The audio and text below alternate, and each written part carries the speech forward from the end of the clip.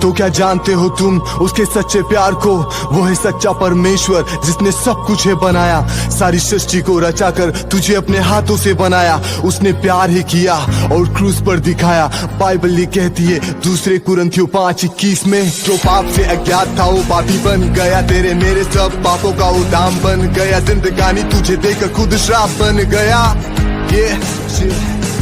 मेरे दोस्त अब तू यीशु को ग्रहण करता है, तेरे वर्तमान के पाप, तेरे भूतकाल के पाप, तेरे भविष्य के पाप को भी माफ करता है। ये दुनिया तुझे छोड़े वो स्वीकार करता है।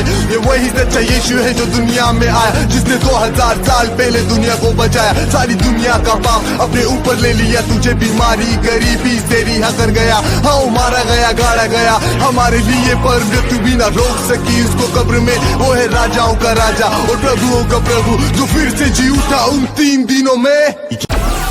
Download Moj.